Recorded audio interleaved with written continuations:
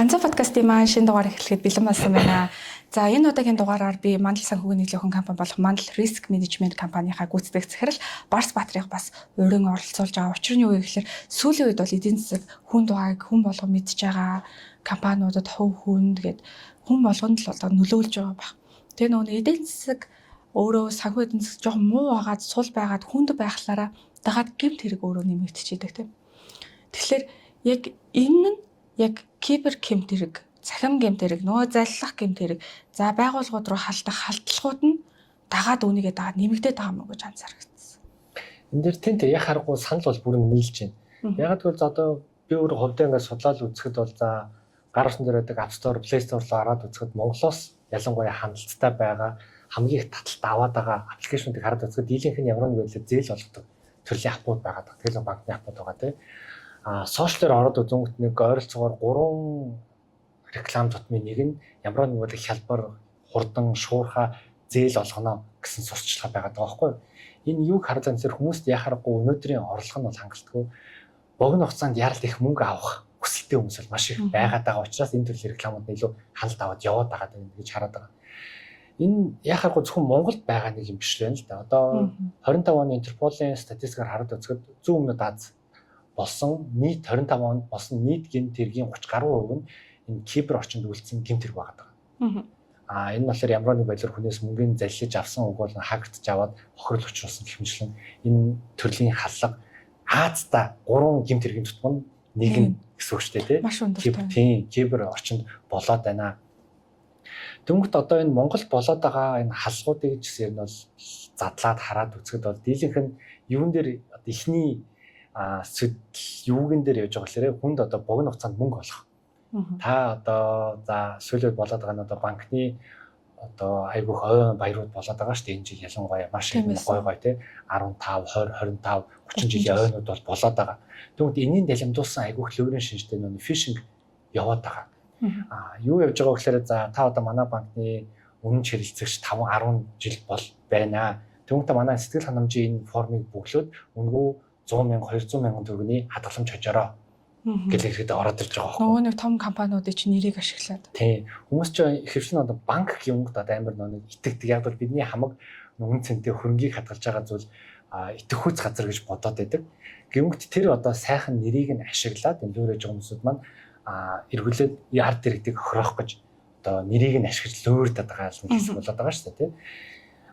Энэ бол зөвхөн одоо нэг банк гэлтгүү. Уг нь бол ингээд бодоод үзэхэд уг нь бол ингийн шүү дээ тийм. Хүн зөв зүгээр сууж хагаад мөнгө хочно гэж бол хэзээч байхгүй. Би ямар нэгэн тэмцээн уралдаанд ороогүй байж мөнгө хочно гэж байхгүй. Би зүгээр одоо гар утсаа авч байгаа л нэг гэртээ хэвтэж байгаа л 5 6 одоо тоншоол сая төгрөг хочиж чинь гэж одоо хаа байх вэ? Ийм бол байдгүй байхгүй. Ийм үнгүй зүйл гэж бол байхгүй. Тэгэхээр энэ юмд одоо хүмүүс хууртаад байна гэхээр яхаарахгүй яаралтай мөнгөний хэрэгцээ гараад байна.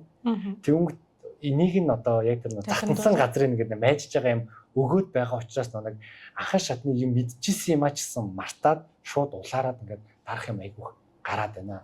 Тэгэд энэ нь бол одоо хүн илүү чиглэсэн одоо халдлагад нь илүү нөлөөлөд байгаа нэг том жишг нь болов гэж бодоод байгаа. Өөр нэг өгж байгаа фактор нь гэх юм бол бас л ялгаагүй 25 оны статистикийг хараад үзэхэд Монгол 2.7 сая гаруй интернет хэрэглэгч байгаад байна. Энэ юу вэ гэхээр манай нийт хүн амын 80 гаруй хувь нь ямар нэг байдлаар интернет ашиглаж байна. Буюу бүгдээрээ л энэ смарт төхөөрөмжн дээр өдөр тутмын ажиллаа хийж байна те. Энэ одоо хувийн имэйлүүд нь байна, сошиал нь байна, банк санхүү нь байна, төрийн үйлчлэг бүгднийг л энэ сошиал одоо энэ интернет орчинд авч байна. Тэнгүүд энэ одоо лөөр хийгсэн хулгай хийгсэн хүмүүсүүдийнх нь аль хэдийн нэг өгөгдөл нь бол бэлэн байгаад байгаамаа яхаарахгүй. Тэгэхээр аль хэзээний өгөгдөл нь байна. Луур хийн гэж байгаа хүмүүс өгөгдөл буюу дата хүмүүсийн дата байна. За тэр хүмүүс нь угаасаа нөгөө нэг хэрэгцээ шаардлага нь байгаа болохоор тэр нөгөө нэг нэг газар нь захтнаад байна. Цэг нь яаж дайрах одоо цэг нь байна. Тэгсэн чинь нөгөө талдаа аль хэзээний нөгөө нэр нүрийг нь ашиглах боломжтой. Аль хэзээний ард иргэдийнхаа хүмүүсийнхаа ихтгэл үнэмшлийн авцсан компаниуд нь банкноор нь за өөр үйлчилгээний байгууллагууд нь байгаад байна. Одоо сүүлд бол бүр төрийн байгууллагуудын нэрийг бол барьж байгаа юмнууд бол харагдчихсэн. Тэгэхээр яг ингээд бүрэлдэхүүн нэгдээд нийлээд одоо яг нөгөө нэг гэмт хэрэг, төрлийн гэмт хэрэг нэмэгдэх шалтгаан болоод иж магадгүй юм байна гэж ойлголоо. Гэмт хэрэг ингэж ихсэж байгаа нь хэд хэдийн бол байгаад байгаа. Яг уу яг ингээд одоо за би бол хувьд бол одоо аюул хуулийн мэрэгчлэн хүн байгаа. Яг яаж хакер хийх вэ гэдгийг одоо нэг ethical hacker буюу цагаан хакер гэдэг үгнээс нь судалгааг нь хийгээд явж байгаа. За хакинг хийхэд энэ бол юу шаардлагатай байдаг вэ гэхэлэр ихэнд судалгаа хийдэг. Одоо нэг кинон дээр гардаг шиг л харанхуй өрөө суучаал баахан keyboard тонч ташж байгаа л ингээл банк руу ороод хүний мөнгийг авчдаг тийм зүйл бол биш үү. Яг одоо тэр кинон дээр гардаг ингээл одоо keyboard дээр амир хол хийдэг юм бол яг үндсэн одоо ингээд за би хакинг хийлээ гэж бодъё л тэ. Тэгмэд энэний нэг за сүүлийн 5% нь яг тэр бичиж ингэж нухаж байгаа юм болдог. Эхний 90% нь бол судалгаа явдаг. За. Би одоо яг хаашаа довтлох уу, юу ийх үү гэдгийг судалгааны ажил нь хийгддэг байхгүй юу? Тэгээд яг эцэстэн төгсгөлд нь л яг нөгөө нэг actual кинон дээр гардаг шиг сүртэй юмнуудыг хийдэг. Тэрний өмнө дандаа судалгаа хийдэг. Өмнө одоо за 5 жилийн өмнө ихийг аваад үзье. 5 жилийн өмнө аваад үзэхэд бол хүнийг хаагтахад яадаг вэ? Ихэвчлэн сошиал дээр байгаа мэдээллийг суурилж хаагддаг байсан. За манайхан ч ингээд одоо амьдралаа сошиал дээр тоочих маш дуртай байдаг. За би одоо ийм газар ажилладаг, би ийм байшинд амьдардаг, би ийм гоё утас барьдаг, би ийм гоё машин барьдаг, би жилдээ өвлийн нэг сар нь Вьетнам, Таиланд очиж амардаг гэд өөрийнхөө амьдралыг тооччдаг.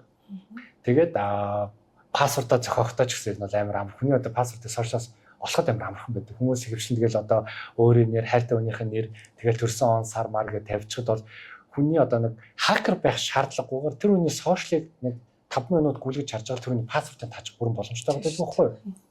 Ихэнх хүмүүс амар амархан пассворт хийчихэд байдаг харамсалтай. Тэгмэд ингээд энэ бол ингээд анхаа шатны нухуучны хийдэг гэсэн хакинг одоо хүний фэйсбүүкийг хактахад бол нэг 10-20 минут фэйсбүүкийг нухаж байгаа л тэр үнийг фэйсбүүкийн тулгаад авчих боломжтой байсан. Одоо ингээд цаг өнгөрөх тусам энэ судалгаа хийдэг гэж яриад байна шүү дээ.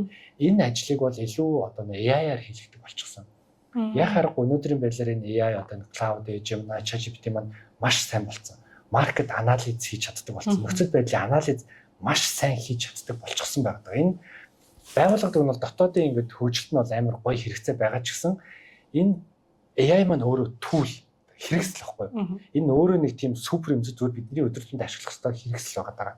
Тэгвэл энэ хэрэгслийг хэн ч ашиглаж болно. Сайн сайхны төлөө ашиглах юм бол ингээд амар гоё юм бүтээгээд явж болно. Гэвч харамсалтай нь энийг нөгөө муу санаатай хакерууд маань ашиглаад илүү одоо оновчтой хакинг хийхэд болоод байгаа. Одоо жишээлбэл анзаардаг байгаа нь одоо Монгол руу халгуудыг хийхдээ амар тийм үлрэлийн шинжтэй. Үгүй бол ямар нэгэн баяр наадам зохиож байгаа бол тэрнтэй нь холбоотой тийм. За одоо наадам болох гэж байна. Тэгвэл наадамтай холбоотой гадаадууд зориулсан айгүйх тийм лөөрийн шийдэмж Монгол зориулсан одоо наадмыг үзүүлдэг ийм нэг camping trip гэсэн phishing, scamming юмуд бол айгүйх харагдаад эхэлсэн мэлээ л гэдэг юм. Тэгвэл энэ яаж ийнэ гэхээр судалгааг нь бол хийж чадсан. Анхан шатны судалгааг нь бүгдийг нь хийж чинь. Тэгвэл судалгаанаас юу олж харах вэ гэхээр хин лүү халтаж болох юм, хин хамгийн их одоо мөнгөө итгэж өгөх магадaltaй юм тий. Тэгвэл энэ хүн ямар юм ашигладیں۔ Одоо сошиал ашигладаг юм уу, зүгээр имэйлээр харьцдаг юм уу, үгүй бол зөвхөн янз бүрийн вебсайтаар орж форум бүгэлд юм уу, ямар банкны харилцагч юм тий. Тэр бүх судалгааг нь хийж аваад тэр хүнээ яг онилсон төрлийн халтгаа хийж чадаад байгаа. Тэгэнгүүт одоо өмнө чин за ахаал хэлэхэд нэг 5 жилийн өмнө байлаа гэхэд одоо над дээр фишинг гэрлээ гэхэд одоо миний хизээч одоо амьдралдаа ашиглаж байгаагүй за юу гэдэг юм за би PayPal-ыг бол ашигладаг байлаа гэж бодоход Америкийн одоо PayPal төлбөр тоосон PayPal гэдэг аккаунтаас надад л ороод ирж байгаа байхгүй. Таны PayPal-ийн аккаунт хактуулах чинь та ийш орж одоо пассвортаа сэргээнэ гэдэг. Бид тэр хизээч ашигладаг юм байхгүй. Гэтэл өнөөдөр яаж ийнэ гэнэ сошиалс харж байгаа за намайг за голомтлог ярилцчих юм байна. За ийм Монголиа дээр за ийм нэг байшинтай юм байна. Тэгвэл одоо би ийм компанид одоо манлай ажилт юм байна гэдгийг нь судлаад мэдээд тэгвэл яг одоо голомт банкнаас одоо юм шиг над руу мэйл явуулж байгаа. Голомт банкнаас юм шиг над руу уцаар дуудлага орж ирж байгаа юм. Тэгээд ажил гэх юм бол одоо манай ажлын одоо тэр чи ялахад аюу хэцүү болчихлоо. Амар хэцүү болоод байгаа. Өмнө одоо ингээд фишинг мэйлийг харахад бол амар амархан байдаг гэсэн. Ингээд нэг л харахад одоо бичиг үсгийн алдаа байдаг тий. Үгүй бол одоо нэг компанийн лого нь хуучин лого нь байж идэг. Ирж байгаа мэйл нь амар тийм өөр ч юм да одоо за юу гэдэм Microsoft-с ирж байгаа бол тэр нь одоо юу гэдэм баг яах юм бах үгүй бол нэг тийм Герман, Орос, Хятад линкэлтэй байж идэг байсан. Бол одоо тэрийг амар чанартайгаа бүр яг адилханаар хийдэг. Beispiel Microsoft гэдгийн эхний M үсгийг RN гэдэг хоёр үсэг тавьчихвал амар адилхаар гэдэг байхгүй юу? Тийм, баг нийлээд яг M үс шиг. ялангуяа гарсан дээр харахад бол ингээд холоос харахад бол баг нийлцэн RN2 чинь нийлээд M үсэг шиг харагдчихдаг. Иймэрхүү байдлаар ч гэдэм үү нэг маш нарийн болоод доторх мэйл мессежний агуулга нь бол бүр яг дөөрөлгöd хийчихсэн. Тэгээд хүн мэдхгүй одоо анхаарахгүй тэрийг нь гүйлгэж харж байгаа л дээр нь дараал ороход жинхэнэ сайт руу өсрөгчдөг. Тэнгүү сайтаа бид нар бас яг тогтож бол харддаг. Ялангуяа гар утсан дээр гүйлгэхэд нэг таб нь алга болчихдог тий. Үгүй бол компьютер дээр хүмүүс яг үндсэн мэдээлэл нь вебээ ерөнхий төрхөөр нь харчдаг байхгүй юу? Деталь өгж одоо нэг бүрчлэн харахгүй. Яг бид ерөнхийгээр харна үгний зөв харагдсан. За гэл юм бодохгүй зэн пассвордаа бичиж өгөөл хамаг мэдээлэл ирэхэд алдчихад байдаг. Ийм кейс гараад байдаг. Гэтэл энийг нь бол саний хэлгээр AI бол маш сайн дүрэлгэж хийж чадаад байгаа. Тэгэхээр энэ AI хөгжиж байгаа нь давуу тал сул тал янз янз байгаад байгаа юм л да. Сул тал нь гэх юм бол яхаа аргагүй юм phishing, scamming энэ төрлийн юм бол маш чанартайгаар үнэхээр одоо маш удаанаар тогтож харж үнэхээр их анхаарал тавихгүй бол ялахын аргагүй тэм төрлийн халбууд бол маш хэмжээгээр бол ирээд байгаа. Тэгээд тэрнийхэн цэгээр яхааргүй нөгөө тэгээд мэдээж давхар нөгөөний яг нэг цахтаад байгаа юмыг майцсан төрлийн юм нөгөөд байгаа шүү дээ. Би яг нэг одоо интернет ороод за энэ аягыг авах гал сонирхоод байж байгааг нь бол минь харчиж байгаа. Одоо би сошиалаар ороод нэг энэ аягны талаар нэг пост харчихсан бол Facebook, Google хоёулаа мэдчихэж байгаа байхгүй. Энэ хүн алгоритм нь бол энэ хүн энэ аягыг сонирхож байгаа юм байна. Тэгвэл тэр алгоритм дээр байгаа датаг нь хакерд ашиглаж чадна. Ашиглаад энэ хүн аягыг сонирхож байгаа юм. Тэгвэл одоо над руу шууд мессеж хүрэх байхгүй. Танд энэ аягыг 90% оффтой юм санал өгч байна. Яг гэвэл та тэгээд нэг сайн гоё үлгэр зохиогоол. Тийм, бүгд бол ихний худалдаа авалтаараа ингээр юм гэрээ тий. Энэ яг худлаа биш гэсэн одоо Тэмүүд энийг бол амар агрессив ашигладаг байсан тий. Хүний сонирхож ирсэн юм аваад шууд тань одоо энийг үзчихсэн юм та энийг 90% off аваа гэл. Тэгээд хүмүүс энийг яг нэг сүүлийн 1-2 жил харсаар агаад ийм жоох одоо жоохон дасаад эхэлчихсэн. Тэнгүүт нь одоо яг энэ хүмүүсийн дасгацсан энэ одоо майндсет дээр нь яхаар гороод ирж байгаа байхгүй.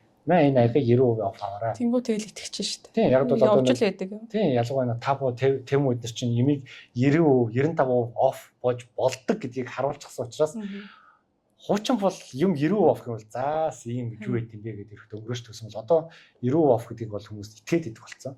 Тэгэл 90% off гэвэл би угаасаа сонирхчихсан юм чинь за би нэг 10,000 авчихсан чинь 1000 төгрөг өгдөө яасан гоё юм бэ гэдэг дараа л тэгээд 9,000-ыг хэмцэн хүн чинь саний нэг одоо яг банкны мэдээлэл оруулах хэсэг дээр яг банкны сайт мөн биш дээр жоохон анхаарал сарнаал үнгүү одоо 9,000 хэмцэн гэдэг бодлоо толгоонд авч үлснээс болоод харах хэвээр юмудаа жоохон чааш нь тавиад ирэхэд сонсгүй байлаа мэдээлэл өгөөд айгүйх алтаад байгаа кейс бол анзаарчихсан. Байгууллага дээр ч гэсэн ер нь бол одоо AI суурьтай халахуд бол айгүйх болчихсон. Мэдээж яг өнөөдрийн байдлаар манай Монголын ихэнх том байгууллагууд маань бүгдээрээ энийг бол ач холбогдлыг нь ойлгочихсон. Тэнд бол би үнэхээр их баярлалтай. Одоо нэг жишээ нөх юм бол томоохон байгууллагууд, банкнууд, телекомнууд маань баг баунтыг зарладаг болчихсон. Одоо өөрснөө бүр одоо хилдэг болсон. За одоо манай энэ шинэ бүтээгдэхүүн програм хангамжтэй үйлчлэгээ байгаамаа. Энийг одоо мэрэгчлэнүүд нь одоо цагаан хакерууд нь хакертаж үзээд үнэхээр алдааг нь олж чадчихна уу? Алдааг нь олж чадах юм бол бид нэр мөнгө урамшууллыг өгөө. Гол нь тэрийг нь олон нийт зарлахгүй зөвхөн алдааг нь олоод тэр газарт нь маяг өгчих юм бол тэрийг нь одоо үнэлж үзээд мөнгө шанлыг нь хөдөлгөөр ийм үйлчлэл гаргачихсан. Тий. Энэ бол их таалагдж байгаа. Мөн байгууллагууд маань одоо айгүйх өмнө бол мөнгө бол зарцуулдаггүй байсан. Гэтэл одоо тий яа харахгүй төвөгт одоо байгууллагууд энд бол мөнгөө зарцуулдаг болсон. Хуучин мэдээллийн авилгын өнгөт IT-ийн нэг зардал дотор шингээжтэй байсан бол одоо бүр тусад нь авч үздэг болсон. IT-ийн зардал тустай юм байна. Мэдээллийн авилгын IT-аас тустай юм байна. Тэг мэдээллийн авилгын байдал нь бол зөвхөн одоо програм хангамж төхөөрөмж авдаг юм биш юм байна. Энд чи хүнээ сурах нь чухал юм байна гэдэг айгүй сургалтад айгүй гэсэн авдаг болчихсон юм байна. Энийг бол одоо манай яг үндсэн үйлчлэл ингээд сургалт өгдөг мэдээлэл авилгын аутсорсинг үзүүлдэг үйлчлэг байхгүй. Нүгд энэ дээрсэн байгууллагууд айгүйх одоо ойлгож ханддаг болсон. Өмнө нь бол өгөхлөөр үгүй бид нар ингээд нэг юм авцсан байгаамаа. Манай хэрэгцээг хангацсан гэдэг байсан бол одоо бид нар ийм байгаа нь бол зөв гэхдээ бид нар ажилтаа сургамаар байна. Яг тэгвэл хакерууд маань одоо энэ AI tool болон энэ олон нийтийн нийтэд байгаа энэ бүх мэдээллийг байнгын суралцж байгаа, байнгын сайжирч байгаа. Яг тэгвэл энэ хакерууд маань зөвхөн Монгол хэлтгүүд дэлхийд байгаа бүх хүмүүсийн амар өсвөлэн байна. Санхүү эдийн засаг дэлхийд даяараа яг одоо бол амар хэцүү байгаа юм өсөд энэ бүгд л мөнгө хэрэгтэй байгаад байна. Тэгвэл энэ гэмт хэрэгтнүүд маань ялгаагүй яг тэр юугаа дагаад яваад байгаа. Үнэхээр өсөглөн байгаад байгаа учраас шин байгаа бүх юмыг илүү сурж байна. Энгийн байгууллагууд маань одоо яг тэднэртэй адилхан өсөглөн биш байгаад байгаа учраас нэг хангалттай сурч чадахгүй, хангалттай яг эцсийн сүүлийн загварын одоо програм хангамж өгвөл хүмүүсээ хангалттай хамгийн сүүлийн мэдээллүүдийг өгч чадахгүйгаас болоод хоцрогдоод нэг алхам биш бүр 2-3 алхмын хойно явж байгаа учраас мэдээлэл ингэж алдах хакерт болох юм. Тэгээ ингээд бодод үзээ л да. За ингээд одоо ер нь бол өсөглөн байна, хэцүү байна гэдэг чинь одоо гэрээр аваад үзээ л да. За гадаа аюултай байна. Хулгай орох магадлал маш өндөр байна. Хүн болгон мөнгө хэрэгтэй болохоор дороороо ороод одоо хулгайг хаалгыг нэвдэж ороод юм дээрэмдээд авах магадлал их байна л гэсэн үг шүү дээ. Тэнгүүд компаниуд нөгөө нэг дотор болохоор болоод байна бүтээд байна. Нэг орж ирээгүй юм чи одоо орж ирээгүй байгаа юм чи дахиж орж ирэхгүй дээ. Халдлагад бид нэр өртөөгүй, бид нэр өртдөө гэдэг тийм ер нь бол хандлагатай юм шиг надад санагдсан. Ер нь бол хүмүүс байгууллага гэлтгүй бүх хүн ер нь хүмүүс өөрсдөө би одоо сайн жолооч те. Би сайн жолоочж байхад би осол гарахгүй л гэж өөртөө итгэдэг. Гэхдээ хажуунаас нь нэг хүн орж ирээд очиод мөргөөд осол аваар гаргахыг хэн ч хэлж мэдэхгүй шүү дээ. Яг тэрнтэй адилхан байгууллагууд яг ингээд бид нар болоод энэ бүтээд ингээд яваад байгаа юм шиг харагдаад байгаа байхгүй юу? Гэхдээ хизээ тэр хакер магадгүй танай компани ч гэсэн ингээд судлагтаа явж байхыг үгүйсэхгүй байхгүй юу? Яг энэ сонсож байгаа бол. Тэгээд тэрийг судлагтаа явж байгаа подкаст нэг өдөр нөгөө нэг 5% гэсэн чинь код бичдэг ажил нь 5%. 90%-ийнхаа судалгаа хийж байгаа 5% дээр нь код ингээс бичээл. Ингээд тэр чинь бол нүд дэрмхийн зурал болдог юм шиг байлээ миний ойлгосноор. Гэт явчаад бол эрсдэл бол тохиолдлоо, зогсоолоо гэх хугацаа баг өгч чадахгүй. Тэгээд хамгаалагч боломжгүй. Тэгээд ингээд өнгөрчдөг юм шиг байлээ. Тийм яг миний бол яг өөрөө мэрэгчлээ хүн биш болохоор л зүгээр ингээд энгийн үний хүнээс бол ойлгоход бол тэгж ойлгосон. Тэгэхээр бид нар бол ингээд хамгаалах нь зөв юм байна. Гэхдээ хамгаалахтаа яг яаж хамгаалах? Таны хэлдгээр за сургуульд бол орох нь зөв байх. Бүх одоо нөгөө нэг техник технологиогоос хөгжөөгийн яг хөл нийлүүлэл бүгдээрингээ сургах хэрэгтэй. Өнөөдөр AI гэдэг төлөвлөд гараад ирсэн, ороод хэрэглээнд орсон. Гэхдээ өнөөдөр AI хэрэглэж чадахгүй бол хоцрогдсон хүн боллоо шүү дээ. Яг тэрнтэй адилхан тэр одоо нөгөө төрлийн хамгаалтуудаа хамгаалалт мэдээлэл аюулгүй байдлаар тэр төвшөнд л байнга сургалт авах хэрэгтэй юм байна нэгт. За хоёрт нь яах вэ? Тэгээ хүмүүсээ сургаал яваад байх юм уу? Аагүй бол таны хэлснээр түрүүний тоног төхөөрөмж, хамгаалтын тоног төхөөрөмж авах хэрэгтэй юм уу? Өөр ямар арга хэмжээнүүд авах хэрэгтэй гэдэг. За энийг яг хариулахад за өөрөө чи хэлсэн жишээн дээр тайлбарлаад яриад үзье те. За одоо байгууллага бид нар байшин гэдэг аваад үзье. За одоо нэг тал газар байж байгаа нэг модон байшин байлаа. За тэн дээр мэдээж одоо байшин байгаа юм чинь бид нар хамгаалах хамгийн чухал юм бол манай үндсэн үүд хаалга байгаа шүү дээ. Тэр нь одоо за интернет одоо гарцсан гэж одоо. Тэгвэл тэн дээр одоо ихэнх байгууллага яадаг вэ гэхээр нөгөө л нэг firewall, антивирусны програм гэдэг одоо интернетийн сүлжээлөөр гарч байгаа яг орц гарц гэдэг чи одоо манай хаалга шүү дээ. Амар үнэтэй эсвэл одоо хамгийн сайн гэдэг манай найз ирсэн ган төмөртөө чоож аваач хэлээ. Бүрэг талгаа авчиад тавьчлаа. Хамгийн амар смарт одоо хуруугаар мэдэрдэг, нүдээр яадаг, алсаа сонгоодог супер чойжтой бүрэг талгаа авчиад тавьчлаа. Тэрийг мэдээж амарсан судалж байгаад авч байгаа шүү дээ. Хамгийн сайн хаалга нь одоо Монгол зарагдж байгаа хамгийн мундаг нь те одоо би эргэн тойрны хүмүүсээс асуусан, судалгаа хийсэн. Тэгээд үзэхэд бол энэ хамгийн шилдэг бүрэг талга гэж сонгоод би тавьсан. Тэгэл энэ сэтгэл амарчдаг ихэнх хүмүүс. Яг бол би шилдэг хаалга тавьсан учраас миний бүх юм аюулгүй гэж явж байгаа. Энэ дээр бол ихний алдаа гарч байгаа. Ягаад вэ юм? Энд чинь одоо за модон байшин байлаа гэж бодлоо л дээ. Модон байшин байлаа гэдэг утгад хакер маань за ирээл байшны одоо хулгай хийх гэдэг чинь дотор нь харсан за амар сүртэй хаалгатай байна. За хаалга нь орж чадахгүй байна. Тэгвэл байшин ингээд тойроод үзэн. Тойроод үзсэн чинь ардаа цонхтон байж чиг. Энгийн шилэн цонхтон. Өө тэгвэл энэ цонхтон биш тэгэл цонхыг хаглаад яваад орчихно. Тийм шүү дээ. Тэнгүүт энэ дээр яах ёстой вэ? Тэнгүүт одоо байгууллага өөрийн зөвхөн одоо за том төхөөр тавиад сайн хаалга тавих нь зөв. Антивирусны програм дээр firewall-оор тавьж авах нь бол зөв. Энэ яг л үндсэн орц гарцаа л хаачиж байгаа. Гэхдээ танах одоо өөр нэгэн дотоодын ямар нэгэн програм ашигладаг бол те вебсайттай бол тэрэн дээр одоо ингэж яг саний хакер ингэ тойрч харж штэ те хаана өөр юу вэ гэдэг. Энтэй яг адилхан одоо энэ penetration test Уг бол эрсдлийн үнэлгээ байгуулах дээр хийх юм зүг байгаа. Энэ яг юм одоо хакер биш мэрэгчлэн очоод танаа байшны мэд тойроод үзэх байхгүй юу? За өөр ямар нэгэн цоорхоо байна уу, ямар нэгэн нүх сүүг байна уу, доогуур дээгүүр онгорхоо юм байна уу, яндангаар нь орчиж болох юм уу тий. Магадгүй танахын байшныг за 5 жилийн өмнө барихтаа хамгийн шилдэг модоор нь ингээл ямар ч хамаагүй материалаар ингээд авцсан байна. Гэтэл 5 жилийн хугацаанд олон юм болж байгаа тий. Бороо орон, салхи орон, материал нь муудан, цоорхоо гарна тий. Яг тэрнтэй адилхан програм мангас ярих тиймэрхүү байгаа. Байнгын шинжлэгдэж идэг, байнгын шинэ апдейтууд гарч идэг. Өнөөдөр цоорхоо байхгүйсэн чинь маргааш шинэ цоорхоо гараад ирэхийг бол үгүйсэхгүй байхгүй юу? Тэгвэл дээврээр нь ус алдаад эхэлнэ шүү дээ. Юм уудад одоо нэг байшингийн материал мууддагтай адилхан програм хангамж төхөөрөмж ч гэсэн нь бол байнгын апдейтыг хийж яж одоо ингэ байнгын засвар үйлчлэгийг хийж явахгүй бол цоорхоо гардаг юм аа. Дээрээс нь шинэ төрлийн шинжилтүүд одоо энэ програм авч байнга шинжлэгдэж байгаа юм чи шин боломжууд бол гарч ирэх тийм байнга ирэх одоо гарч идэг. Тийм учраас байгууллага нэгт энийг ингээд тойроо шалгаж явах буюу penetration test болон энэ эрсдлийн үнэлгээг бол нэг тогтмол хийж явах зүгөө. За дараагийн нэг алхам нь юу ах хэвээр гингүүт энэ санитар хаалга маань одоо энэ хан маань яах хэвээр вэ гэхээр гэр дотор оруулахгүй үүрэгтэй байгаа тийм оруулахгүй гэж оруулахгүй үүрэгтэй байгаа. Гэтэл ямар нэгэн одоо саний цоорхоог нь олоод шин нүх гаргаад болохгүй бол тий цоолоод орцсон хонь дотор нь юу болоод байгааг бол ямар ч мэдэх боломж байхгүй. Яг одоо энгийн уламжлалт аргаар бол ямар ч арга байхгүй. Тэнгүүтэн тэр дотор нь одоо харуул хамгаалт гэх юм уу да тий. Харуул байх юм бол тэр нь одоо мэдээллийн аюулгүй байдлын мэрэгчлэн тэр дотор нь суугаад байнгын одоо ингээд хараад байж ах хэвээр. За хаалгаа хараа суужээ, цавхнуудаа хараад байж юм тий. Энийг бол мэдээллийн аюулгүй байдлын одоо нэг үүрэг нөхгүй юу? Юу ах хэвээр гэхээр нэгт тэр одоо хаалгаа байнгын тослоод тий бүх юмыг нь хангаад байж гин. Өөр ямар нэгэн цоорхоо байна уу гэдгийг байнгын тойроо шалгаад байж гин. Энэ бол мэдээллийн аюулгүй байдлын одоо дотоод хамгаалтыг нь бол нэг ажил үүрэг нь байгаа. Дараа нь яах хэвээр гэхээр энэ дотор байгаа хүнээ байнгын сургаж явах хэвээр. Ягаад гэвэл одоо хуучин зөвхөн одоо хаалгаар ордог, цонхоор ордог гэл сурцсан. Хаалга цонхол хараадсан чинь ханыг нь цоолоод ороод ирэхийг бол тэр мэдэхгүй байгаа байхгүй.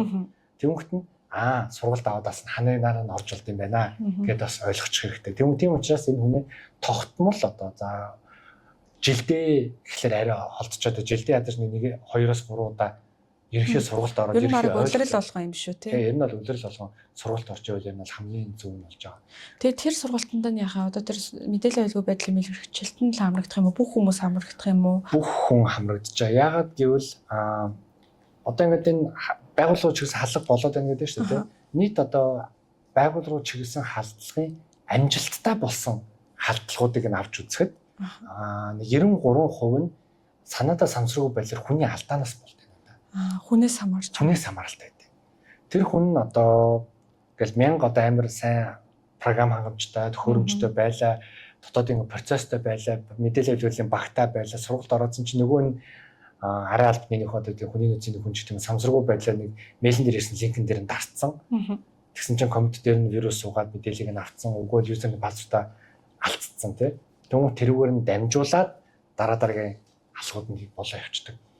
Тийм учраас ер нь бол ихэнх халгууд хүний одоо мэдлэггүйгээ санаатаа самсруугүй байдлын алдаанаас үүдэлтэй учраас мэдээллийн аюулгүй байдлыг зөвхөн нэг хүн мэдж авах биш байгууллагаараа мэдж авах хэрэгтэй.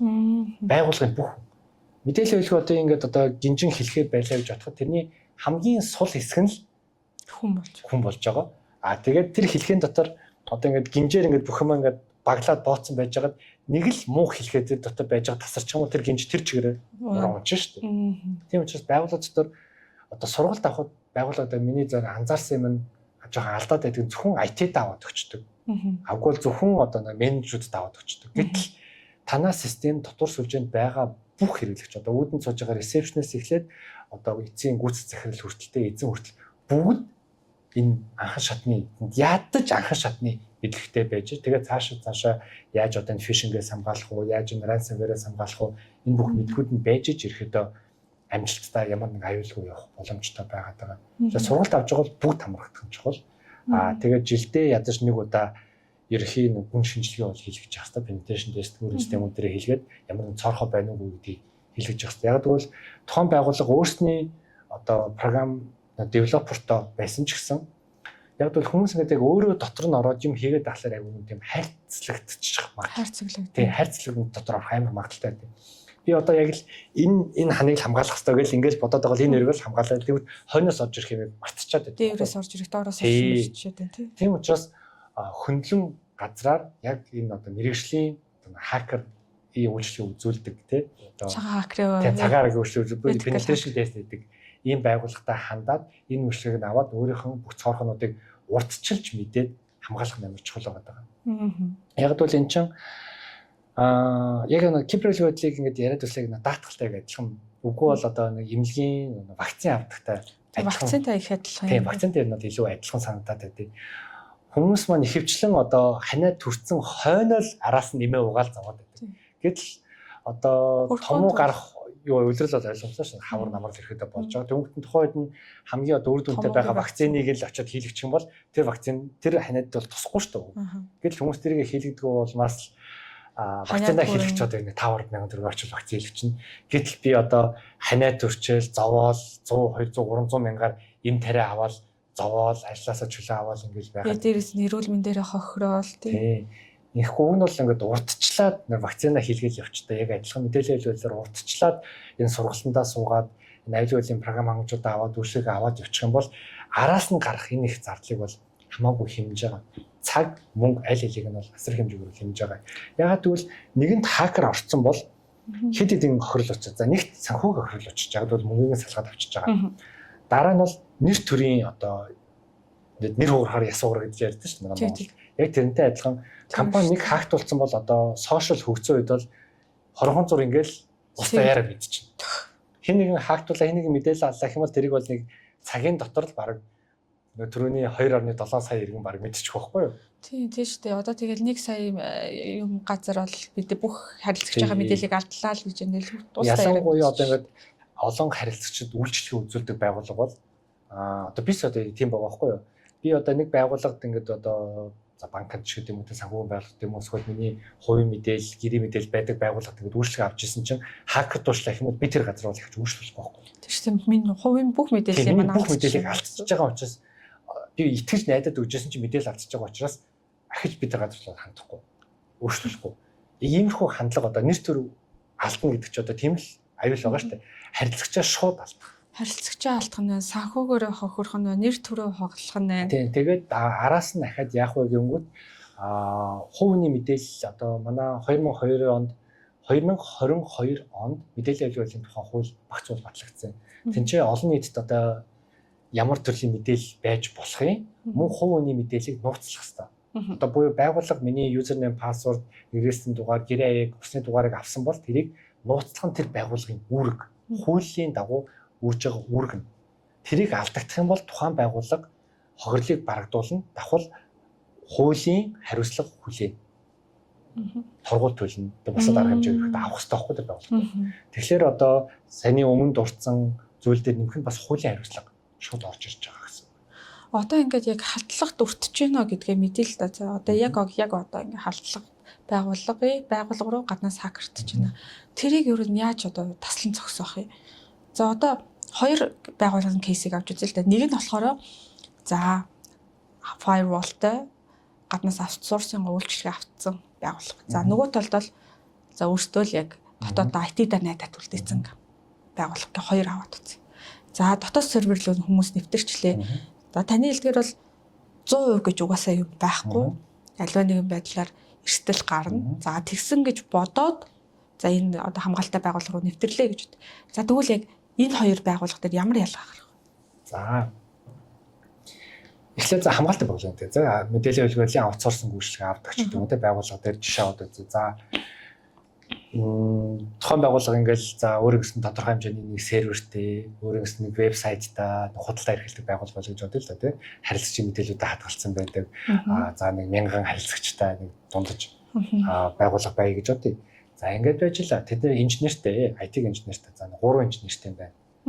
За инженер л болсон ихэвчлэн хүмүүс маань одоо нэг ажлын өдөр ажлын цагаар л ажиллаж байгаа. Тэгэхээр 6-гийн орно. За тэгсэн чинь 5 дахьын орой за 5 дахь сагсааны шөнө 3 цагт тэдний сервер рүү хакертад ороод ирлээ гэж бодъё. За хамгаалалтаа байгуулах шүү дээ.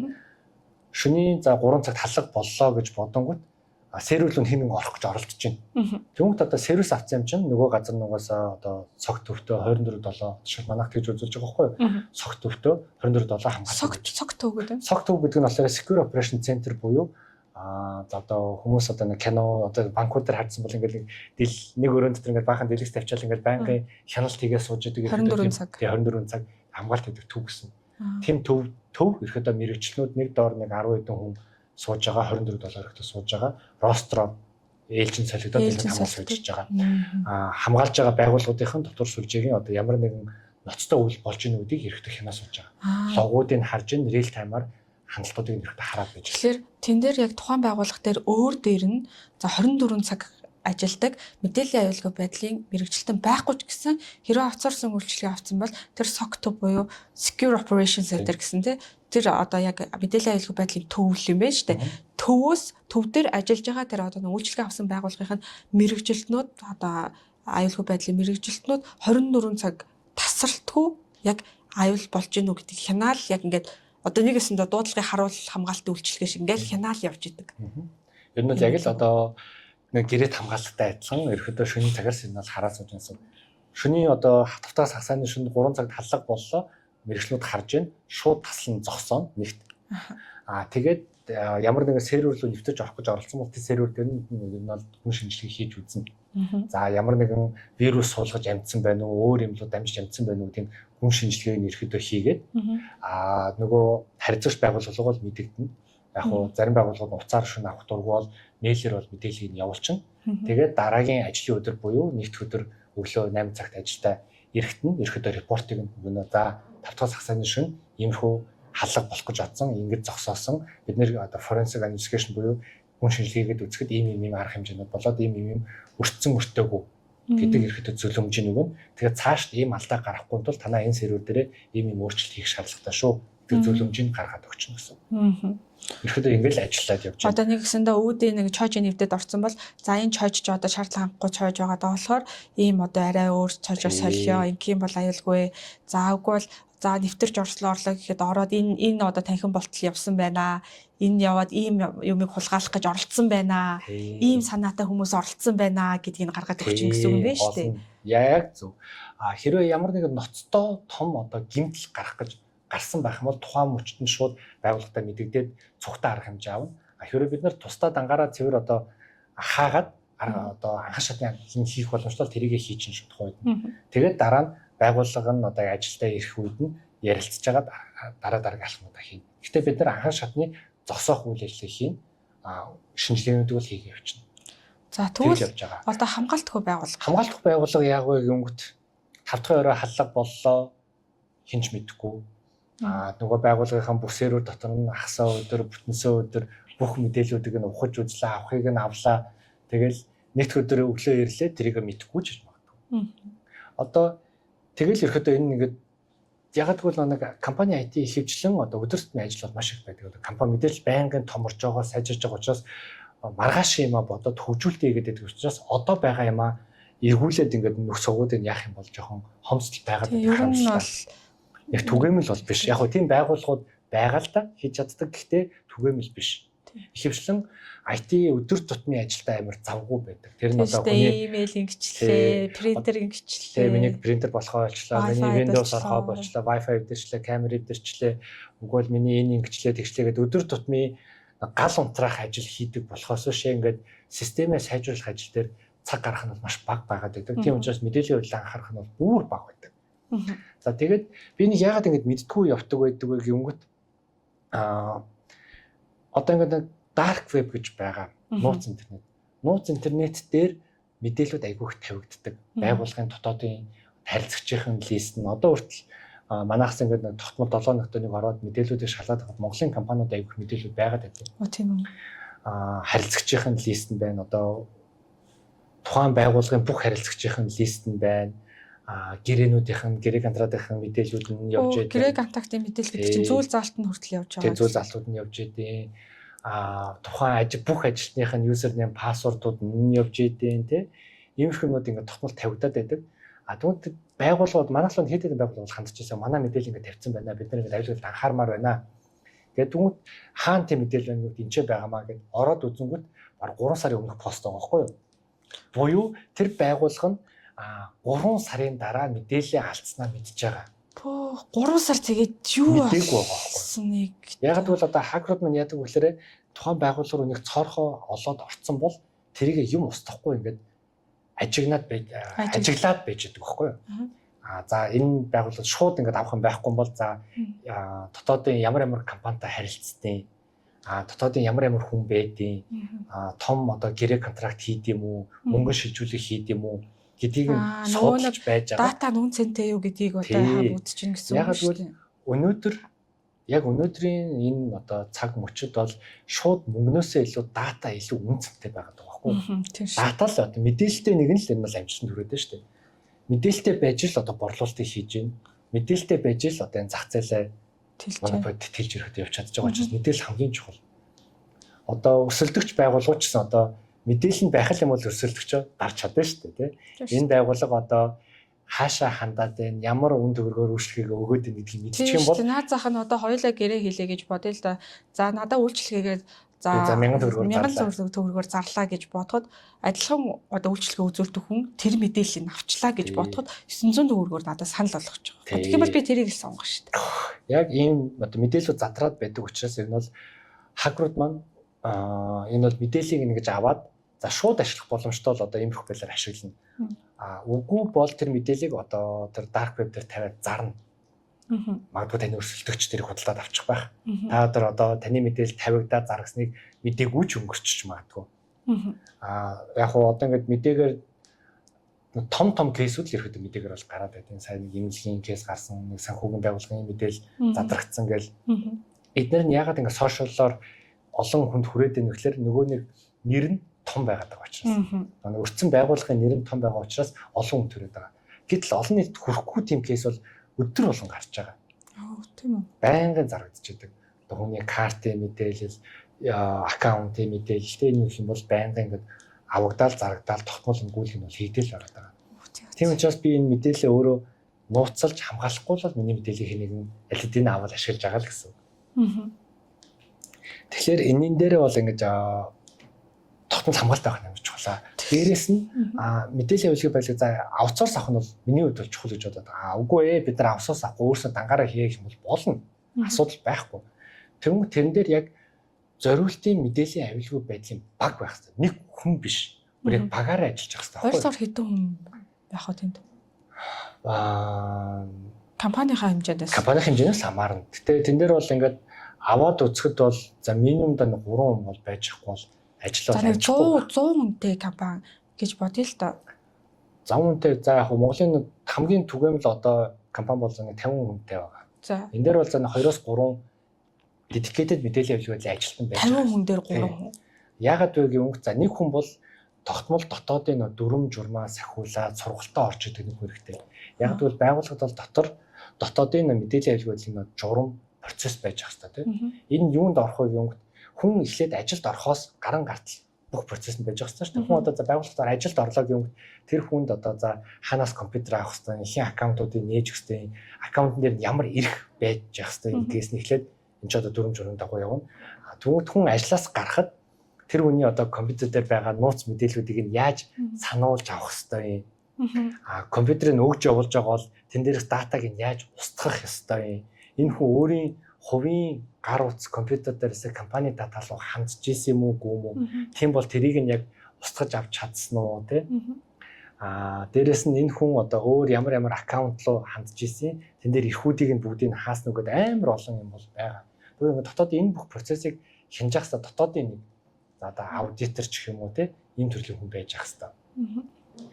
Нөгөөх нь болохоор илүү инженер төрлийн хүн байх хэвээр.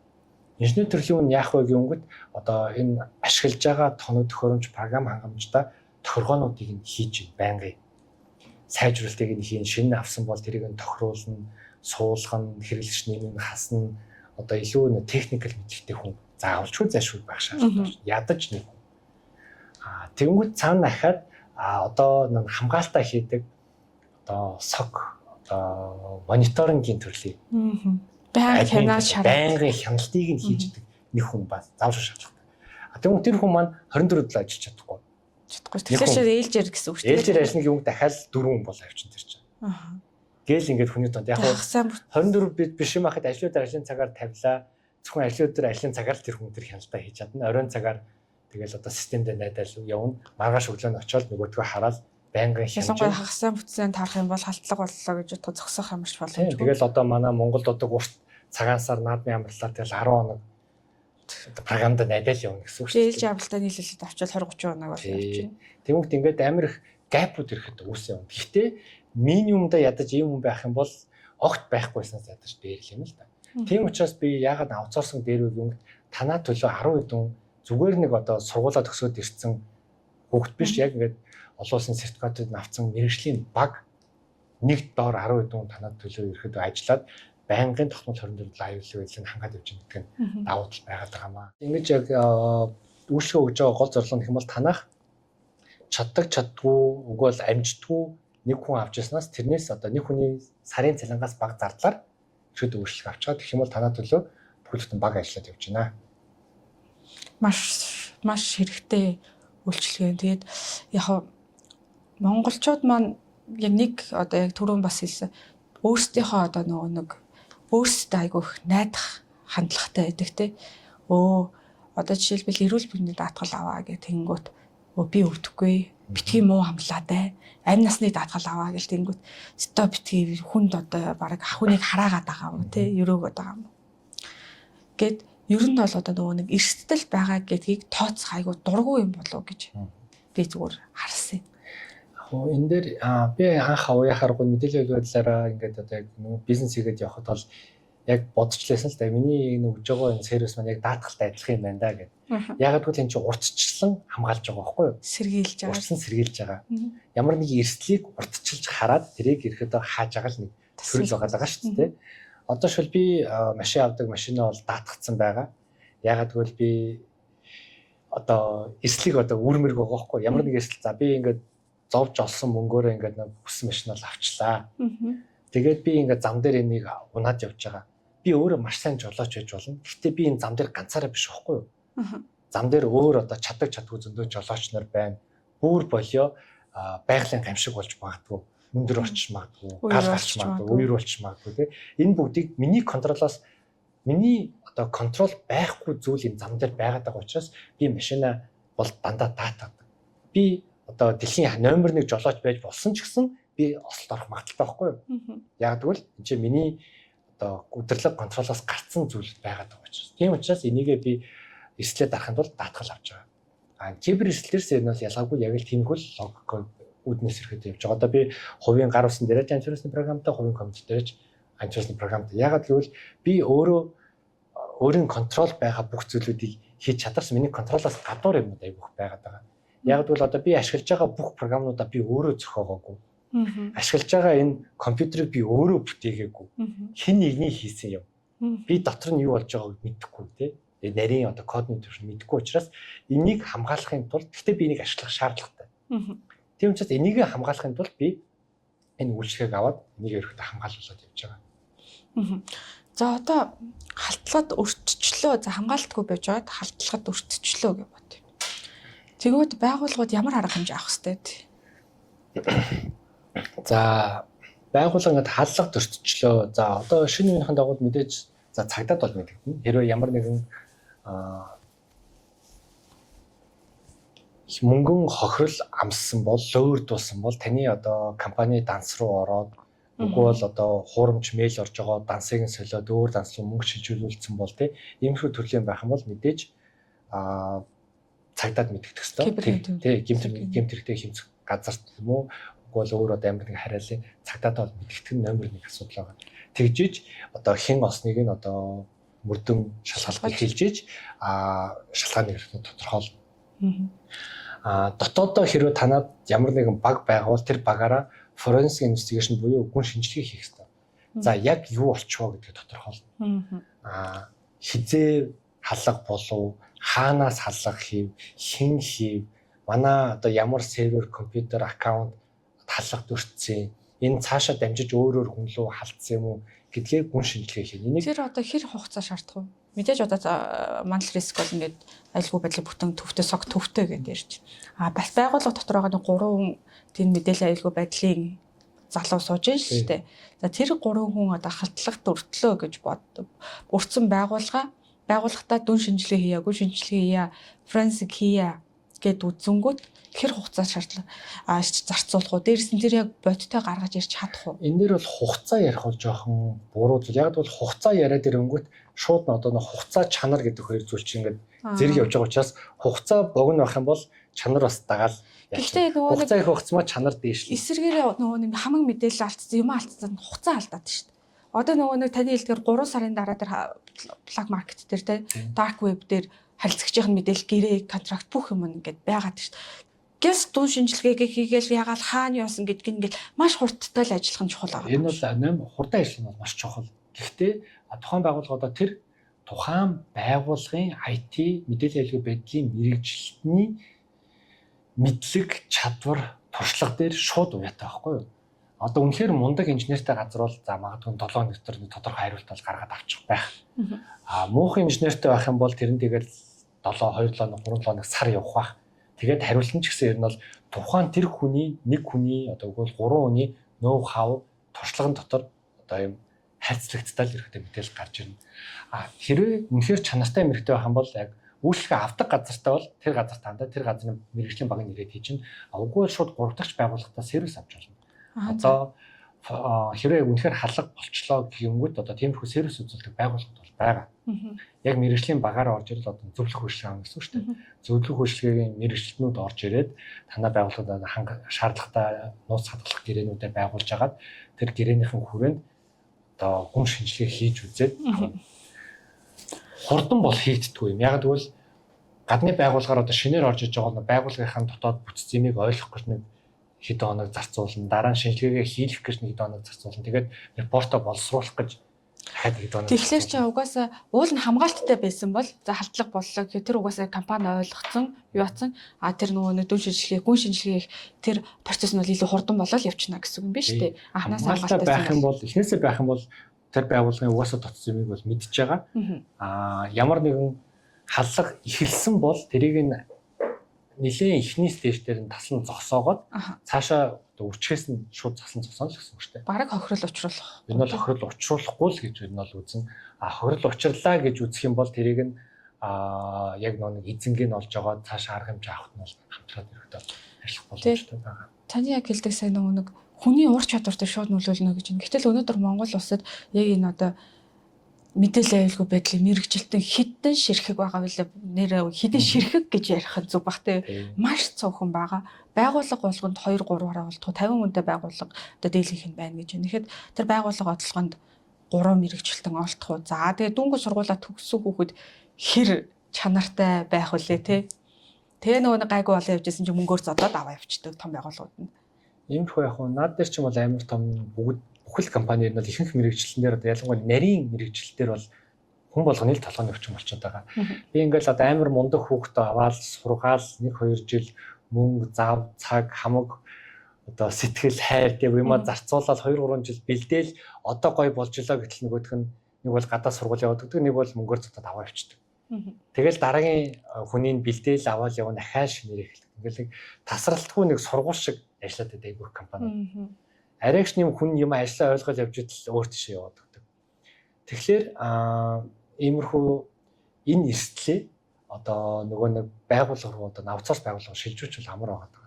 Ягаад гэвэл тэнцээ одоо хүнээ сургах, бэлдэх, за цалингаар авч үлдэх те энэ толгойн өвчнөө шилжүүлж байгаа л гэсэн үг шүү дээ. Нөгөө байгууллага нь л одоо тэр нөгөө хүнээ яаж байлгах уу, яаж их үгээ зовлонгийн ирэхэд өөрөөл явчихна гэсэн. Ягаад гэвэл энэ мэдээлэл аюулгүй мэрэгчлэн бол амар цөөхөн байгаа даа. Яхаарахгүй. Цөөхөн мэрэгчлэнүүдийг нь нэг хэдэн компаниуд нь хуваагаал авчихсан байгаа. Одоо хүрээл нь бол угаасаа маш жижигхэн. Төрөний хэлдгээр ширхээр нь тоолоход энэ бол буруудахгүй байх. Олон улсын тэмцээнд ордог, дотоодын тэмцээнүүдэд ордог гэх юм бол мундаг залуу бол хэр цөөхөн байгаад харамсалтай. Яг хөө шинэ үеийнхэн бол гарч ирээд байгаа л да. Гэтэл яг одоо нэг хуучны эдэн мэрэгчлүүд юм бол маш цөөхөн хүмүүс бол байдаг. Тэрний тодорхой эдэн компани, том компаниудаа л ороод үлдсэн. Тэгмээ бусад одоо маста тий яах вэ? Уг нь бол тэр мундаг хүмүүсүүдийн мэдлэгийг л ихэд ашиглачмаар байгаа шүү дээ тийм. Яг тэгвэл одоо түрүүний хэлдэг халлага болоод цалан зогсоохыг нэг үнэхээр ажиллаа мэддэг хүн бол өдрийн дотор л ихэд цалан зогсоогоод нөгөө нэг форенсикийг хийгээд репорт нь гаргаад ирч чадна. Туршлага муутай бол тэрэн дээр сар суугаад гаргаж ирж чадахгүй байх магадaltaй байхгүй.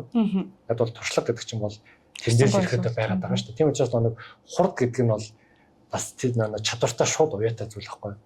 Сайн бол богино хугацаанд хийн, муу бол тэрийг богино хугацаанд хийж чадна. Гэхдээ чанар нь тэр шигээ сайн болдог. Тэгвэл байгууллагууд айгүй цөөхөн сонголт байгаа юм шүү дээ.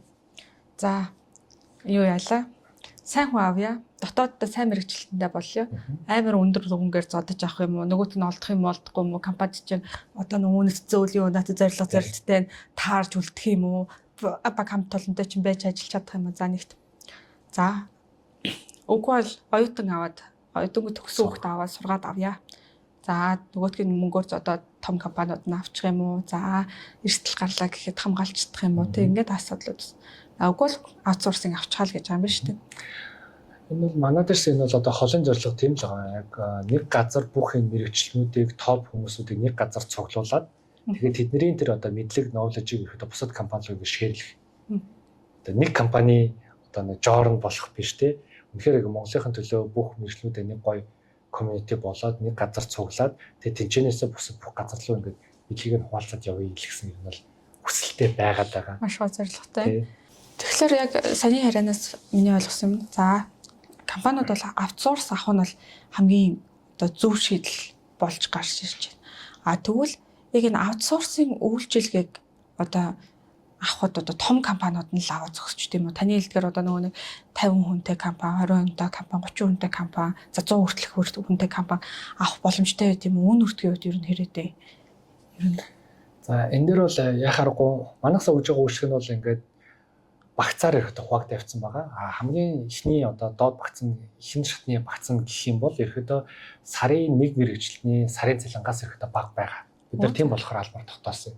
Сарын 1 хүний цалингийн багтаа тэнцвүүц одоо үйлчлэг авснаар юу орж ирэх вэ гэхээр танай байгууллагын бүх ажилтны антирусны програм ирэхэд суучна. Тэн дээр нь одоо компьютер дээр нь бүх төрлийн одоо сүлжээ болон флаш те бүх төрлийн халгаас хамгаалчихна, имэйлийн чинь халгаас хамгаалчихна. Мөн танаа сервер одоо вебсайтн дээр чинь байгаа халгуудыг одоо хамгаалах зорилготой одоо мониторингийн төлөвүүдийн суулгаад бид нар алсаас төвөөсөө сог төвөөсөө ирэхэд байнгын 24/7 мониторинг хийгээд явж байна. Мөн танаа байгууллагт гэрээний дагуу тогтмол мэдээлэл хэвлэх байдлын сургалт орж байна. Мөн penetration test буюу танаа дотоодын сервер, вебсайт эмзэг байдлын шинжилгээ болон энэ хакер ихэд яг н хакерын дүрд оржоод хакерын малгайгаа өмсөж байгаа танаас руу халлах хийж үзээд ямар цоорхоо ямар алдаа байна вэ гэдгийг нь олоод танад репорт гаргаад өгнө. Мөн танаа одоо хөгжүүлэгч нарт яаж энийгээ засах вэ? Цаашид одоо кодо бичихтэй юун дээр анхаарах хэрэгтэй гэдэг зөвлөмжүүдийг гаргаад явуулдаг чинь.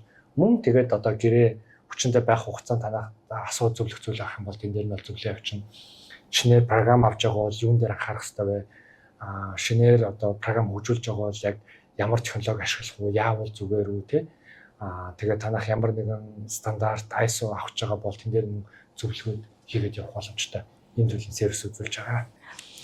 Одоо буцаад одоо өмнөх ярьжсэн сэдвэрийг орчоод одоо ингээд хэрвээ байгууллага мэдээлэл алдчихлаа. Тэгээ нөгөөд нь dark web дээр байршаад зарагдчих юм хаа гэдэг одоо тань дээр ирсэн гэдэг гэж штэ. Яг тэр нөхцөлд тэр dark web-с мэдээллүүдийг нь арчууллаа. Нөгөө нэг худалдаж авсан хүмүүсээс нь аваад нэг их ч юм уу ямар ч байсан нөгөө нэг задарсан мэдээллийг буцааж ингэж авах боломжтой гэдэг юм. Харамсалтай нь тэн дээр бол ямар ч боломж бол байдгүй. Яагаад вэ гэхээр за нэгт одоо уламжлалтаар за миний мэдээллийг ингээл одоо сошиал дээр Facebook дээр тавьчлаа гэхэд бол тухайн пост хийсэн одоо Facebook-д эзэн тодорхой шүү дээ. Facebook-т нь хэлээд постыг нь буулгуулж болдог.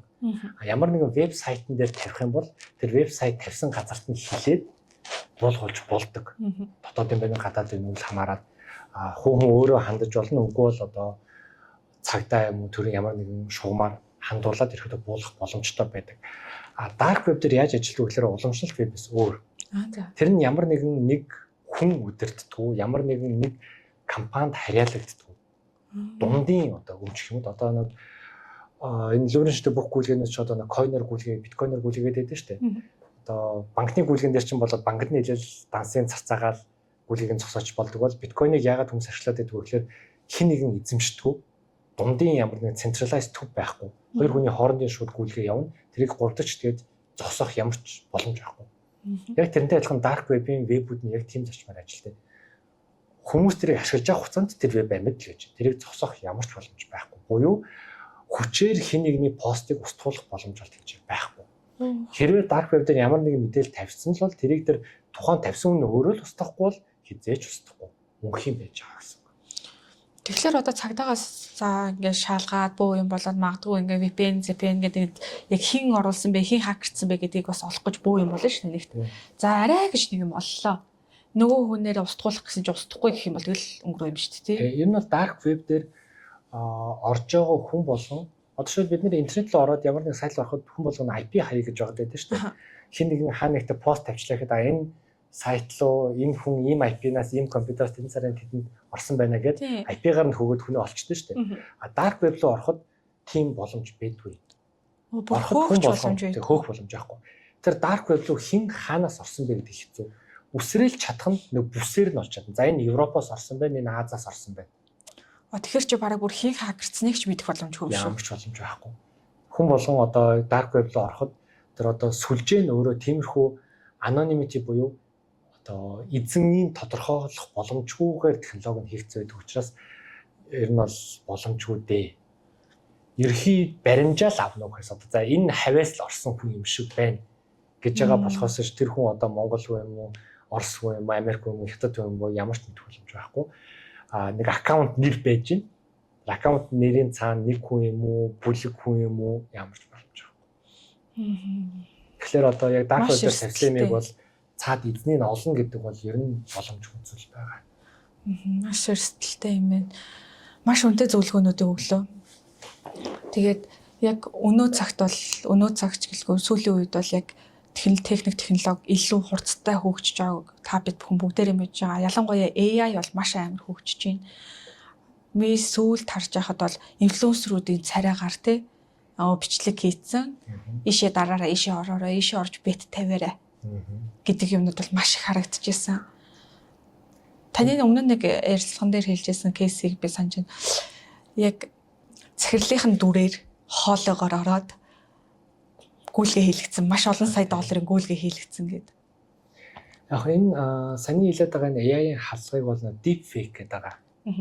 Энэ deep fake хуучин за яадаг байсан бэ гэхээр одоо хүний одоо маш их одоо хэдэн цагийн бичлэгийг нь царайны одоо тал талаас нь авсан бичлэгийг нь аваад одоо 20-30 минутын аудио хоолойг нь аваад тэрэн дээр сургаад дөөрөлгсөн видео жишээнээр генерэйтэлж гаргадаг байсан. Тэгээд одоо deep fake гэж ирэхэд анх гарч ирсэн. Одоо ингээд технологи хөгжөөд AI хөгжснөөр яаж чаддаг? Өнөөдрийн түвшинд яаж чадж байгаа гэхээр миний нэг 10 секундын хоолой за нэг 5 секундын царайны бичлэг байхад намайг хүснээрээ одоо хүссэн зүйл хийлгэж, хүссэн зүйл хэлүүлж болно. Яг миний одоо за энэ подкастнаас одоо ингээд миний нэг 10 секундын бичлэгийг тасдаж аваад яйлуу өгөөл миний яг одоо энэ хоолойны өнгө одоо миний яг энэ ярьж байгаа хэв маяг бүгдийн төрөлх одоо намайг уурлуулад, өөлүүлээд, энэ нээлгээд баярлуулаад тий бүх эмоцийг гаргаад, өнгийг нь гаргаад монгол хэл дээр намайг яриулж чадна. Хүссэн зүйл хэлж. Одоо миний за Басадрыг ийм хэлүүлээ тэгээ гэж бичгэд би яг миний энэ царай одоо би ингэ сууж байгаа л тэр үний хэлсэн бүх юмыг бол хэлж болох байхгүй юу? Яна тэгээ подкаст цацгсны дараагаас бас тийм бичлэгүүд яваад унах үү. Тэр бол би яг өмнө л хэцүү байсан. Өнөөдөр бол тийм болдог болсон. Ингээд монгол хэл дээр ярихад бол за нодлол гэхэд бол монгол дээр жоохон таархан ярьдаг байсан юм дэ. За энэ AI байна даа л гэж мэдчихдэг байсан. Яг сая одоо ингээд өнөөдрийн байдлаар би одоо өөрийнхөө ашигладаг AI төлөвлөлтийг ашиглаад үзэхэд нэг 90 гаруй хувьтай бол ярьж чадж байгаа. 10 минутын видео яриулчихад одоо би илтгэл тавьж үзсэн. Та сургалтын илтгэл AI-ээр хийлгүүлээд үзэхэд бол 90 гаруй хувьтай бол зүг ярьж байгаа. Цөөхөн хэдэн үгний дуудлага дээр алдаад байгаа. Одоо ингээд монгол англи үг хэлсэн үг бол монголын нэг жоохон хэцүү үгнүүд дээр жоохон хэцүү хэлдэг. Бусдаар бол амар гоё цэвэрхэн ярьчихж байгаа. Ер нь бол AI гэж хэлхий аргагүйгээр хэлж чадж байгаа. Тэгээд одоо ингээд би энэ чинь ингээд суугаад ярьж байгаа өнгөт AI дээр за энэ үнийг одоо юу гэдэг нь туулын ирэг дээр шалтан хэвтэж байгаад ирэхэд яриулах юм бол AI бол хийж чадах байхгүй. Яг л бүх одоо гэрэлтүүлэг гэсэн одоо яг би ингээд одоо дотор гэрэлтүүлэгтэй яжгаад гадаа наран дугуй шүн орой сарны гэрэл тусгал бүх юмыг хийж чаддаг болсон. Тэгэд энийг одоо бүр цаашлаад real time-аар хийж чадж байгаа. Одоо миний одоо тэр AI сурагч нь шүү дээ. Миний хоолоогоор миний царайгаар сурагчлаа. Тэгвэл одоо өөрөө одоо тийм AI сургацсан. Миний хоолой царайгаар тэгээд одоо би суужгаад таны дүрээр ярина гэсэн үг шүү дээ. Шууд одоо видео кол хийж болно гэсэн. Одоо зумээр хин нэг л видео кол хийхдээ AI асаацсан байхад камер нь харангуй яг өөрөө одоо яг real time-аар одоо ингээд хөдөлгөөд яриа толгоо хөдлөөд нүд чавчаад ам хөдөлж байгаа нь миний царай, миний нүд ам хөдлөнө. Өөрийнхөө хоолоогоор ярихад хоолой нөршлөд миний хоолоогоор ярина. Real time-аар deepfake ингэж хийж болдог болцсон. Тэгвэл одоо энийг дагаад айгүйх нь лөврүүд Монголд бол одоогийн байдлаар бүртгэдэггүй гэсэн. Гэтэ би гарч байгааг бол үүсэхгүй байна. Гадаадд ямар төрлийн лөврүүд яваад эхэлсэн бэ гэвэл одоо аав ээж рүү одоо нэг бага насны охинтой тэгвэл яг охиных нь юуг нь одоо сошиалоос хулгайлж авангүүтэй үйлж байгаагаар аав ээж рүү видео кол хийж байгаа. Аав ээж би ингээд ийм хэрэгт орчлоо надаа ингээд яаралтай мөнгө хэрэгтэй байгаа би бүх юм алдцаа энэ үнэлээ мөнгө шилжүүлээд өгөөч гэх юм бол намайг ингээд аварна гэд үйлээд охин нь ороод ирэнгүүтээ чинь ямар ч ээж аав мөнгө шилжүүлж шүү дээ. Айсандаа болоод мөнгө шилжүүлчихдэг. Тэгэл дараа нь эргүүлээ засан холбогд тулмж хуулаа авчдаг. Үгүй бол одоо ингээд зовлон яриад мөнгө шилжүүлээч гэдэг. Энэ бол одоо хүний нэг айц дээр нь тоглоод байгаа байхгүй. Хүүхэд нь зовлонд өртсөн яаралтай гэдэг мессеж ирэхдээ толгоонд нь буугаад бусад юм аа шууд хажиж байгаа байхгүй. Энэ хүү төрлийн одоо лөөрдөж мөнгө авдаг. Яг үнэндээ хүүхдэн зүгээр ээж идэг. Хүүхдэн зүгээр. Тэгэл зүгээр хүүхдийн сарыг хүүхдийн дугаар руу залгахыг мартчихж байгаа байхгүй. Ягаад гэвэл видео кол нь хараад яриад байгаа. Хүүхэд нь өөдөөс нь хараад үйлээд ярьж байхад бол логикоо хүн мартчихдаг. Тэгэхээр энэ deepfake бол амар эсэлтэй юм байгаад байгаа. Энэ deepfake гарснаас хойш нь бол айгүй их төрлийн шин төрлийн лөөрүүд шин төрлийн юм халлагууд айгүйх болоод байгаа. Тэр учраас уг нь одоо манай Монголд одоо айгүйх нь аянгууд явсан шүү дээ тий. Одоо SMS-ээр мөнгө зөнгө асуух юм бол, мессежээр асуух юм бол залгаж асуу, нэгтэл видео кол хийгээд байгаа. Гэтэл энэ одоо хоцрогдож эхэлдэг. Тэгэхээр одоо хин нэгэн танаас мөнгө асууж байгаа бол одоо уцаар яриад баталгаажуулах нь амар эрсдэлтэй болчиход байгаа. Бараг нүүрээ тулж харж байгаа. Нүүрээ тулж байгаа л явахгүй бол энэ нь амар хэцүү болсон. За өнөөдрийн маань подкастт оролцсон Марсаа Захиралтай баярлалаа. Тэгэхээр та бүхэн маань мэдээллийн аюулгүй байдлаа маш сайн хангаарай, эрсдлээ тооцоорой, нягтлж үзээрэй. За тэгээд хэн нэгэн танилуу бас залгаад мөнгө төгрөг асуух юм бол бараг уулзж байгаад бараг тийм мөнгө төгрөгөө өгсөн дээр шүү. За байгууллагуудын маань хувьд бол ер нь бол яг эрсдэл тохиолдохоос өмнө за сургалтууд аваарай, үйлчилгээнүүд аваарай, аюулгүй байдлаа хамгаалаарай гэж уриалж байна. За ингээд хамт ирсэн та бүхэнд баярлалаа. Баярлалаа.